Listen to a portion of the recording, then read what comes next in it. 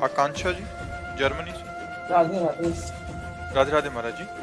महाराज जी, हम जर्मनी में रहते हैं और आपकी असीम कृपा, प्रतिदिन की शुरुआत आपकी वाणी से ही होती है। दिन भर राधा नाम चलता है और महाराज जी हम शनिवार को कई देशों के साधक मिलकर राधा नाम की कीर्तन आदि करते हैं। महाराज जी, आके आप प्रश्न है कि जब हम किसी भी व्यक्ति या परिस्थिति में दोष दर्शन नहीं करते और हम हर प्रतिकूलता को अपना प्रारब्ध मानकर राधा नाम का आधार बनाकर सहज हो जाते हैं, तब किसी भी प्रतिकूलता में सामने वाले व्यक्ति को सही या स्वयं में ही दोष दर्शन होने लगता है। महाराज जी, अपने दुख से निराशा नहीं बल्कि दूसरे व्यक्ति के कष्टों का चिंतन ज्यादा होता है। महाराज जी, मेरी सहजता से धीरे धीरे ऐसा नहीं, ऐसा चला जाता है कि जैसे हम इनके प्रति न द्वेष करते हैं और न इनके प्रति हमारी अहित भावना है।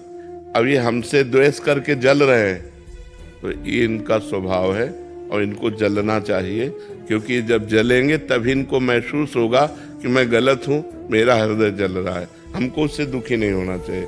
हमको दुख तब होना चाहिए जब हमारी किसी क्रिया से, हमारी वाणी से इनको दुख पहुँचा, तो हमें पश्चाताप होना चाहिए कि हमने गलत किया, आगे से नहीं करेंगे।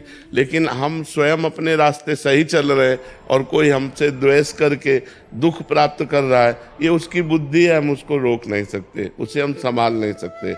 इसलिए हमें दुखी नहीं होना चाहिए। हमें बस इतना देखना है हमारे द्वारा किसी को दुख न पहुंचे। अब वो हमारे प्रति भावना करके दुखी हो रहा है तो उसको हम क्या कह सकते हैं? हमारा बस नहीं, क्योंकि उसका स्वभाव उसको दुख दे रहा है। इसलिए हमको प्रसन्न रहना चाहिए। ऐसे संसार की इन वृत्तियों में नहीं फंसना चाहिए, नहीं तो आप दुखी बनी रहेंगी। जी प्रभु, ऐसा ही हो रहा है। हाँ, नहीं, आपको दुखी नहीं होना। प्रसन्न आत्मा संतुष्टा एन केनवा, हर परिस्थिति में प्रसन्न रहो। हमारे द्वारा अगर दुख किसी को मिला तब तो दुख होना ठीक है, क्योंकि उससे हमारा पाप नष्ट हो जाएगा, उससे हमारी क्रिया सुधर जाएगी। लेकिन कोई अपने आप हमारे प्रति भाव करके दुखी हो रहा है, उसमें हमारा कोई दोष नहीं हो। हमें प्रसन्न रहना चाहिए। बहुत से बहुत भगवान से प्रार्थना करनी चाहिए कि उसकी बुद्धि शुद्ध हो जाए। व्यर्थ में वो जल रहा है, पर हमें दुखी नहीं होना चाहिए। प्रभु, अगर हमें पता ही नहीं है कि हमारा कोई दोष है या नहीं है, हम सब कुछ ठीक कर रहे हैं और हम कोशिश कर रहे हैं कि हमसे कोई दोष ना बने जी, फिर भी कोई हमें बार बार प्रतिकूलता दे रहा है, हमको नहीं। तो सहना चाहिए, हमें सहना चाहिए। हाँ, उमा क्षमा सापो ते भारी, अपने कर्म जाय अपकारी। जब आप सहोगी तो आपकी सहनशीलता उसके स्वभाव को नष्ट कर देगी, उसको ठीक कर देगी, उसका दंड उसको मिलेगा। उमा क्षमा श्रापो ते भारी, जो शाप होता है उससे भी अधिक बलवान क्षमा होती है। आपने क्षमा कर दिया, प्रतिकूलता वो ज्यादा नहीं बढ़ पाएगा, वो नष्ट हो जाएगा, क्योंकि वो प्रतिकूलता जो दे रहा है वो हम क्षमा के द्वारा सह रहे हैं, तो ये हमारी सहनशीलता हमको बचा लेगी और उसको नष्ट कर देगी। ऐसा नहीं कि हम 4 गाली रोज कोई देता, हम चुपचाप सह रहे हैं तो 8 देने लगेगा, नहीं, वो देने लायक नहीं रहेगा। जब हम चुप रहते हैं तो उसको बहुत बड़ा दंड मिलता है। एक नाव में 50 लोग बैठे थे, उसमें एक संत अपने शिष्य के साथ बैठे थे, तो 2 पुलिस कर्मचारी चढ़े। उस समय, पुराने समय में संगीन लेके चलते थे, जिनमें चाकू पर लगी हो ऐसी राइफल लेके चलते थे। तो नजदीक गए और संत के शिष्य से कहा, और शकील तो वहां जगह नहीं थी, तो एक बूट मारा। वो नंगे पैर बैठे थे तो बूट से उनके पैर में मारा और कहा साइड हो। वो कोशिश की लेकिन जगह नहीं थी। फिर एक थप्पड़ मारा, वो कुछ नहीं बोले, क्योंकि साधु थे, शांत चुपचाप सह गए। अब नाव किनारे पहुंची तो पानी हाथ 2 हाथ जहां नाव नहीं जा सकती, तो उन्होंने राइफल को ऐसे किया और ऐसे करके छलांग मारना चाहा।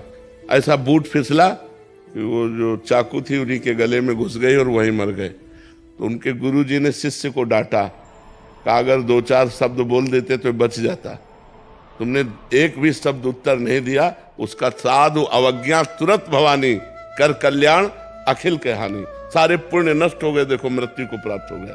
उमा क्षमा सापौते भारी, यदि आपको कोई सता रहा है और आप चुप हैं, ये चुप उसके लिए बम का काम करेगा।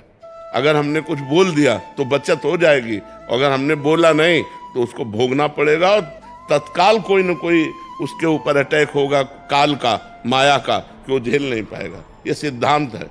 अगर हम चुप हैं तो चुप रूपी ये बम उसको नष्ट कर देगा।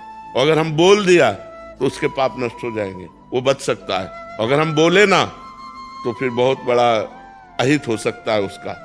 तो हम ये न सोचे कि जो हमारे साथ प्रतिकूलता, गाली दे रहा है या हमें परेशानी कर रहा है, यदि मैं इसका उत्तर नहीं दिया तो कल ये बढ़ करके करेगा। नहीं, कल करने लायक नहीं रहेगा, क्योंकि परमात्मा है ना, वो देख रहा है।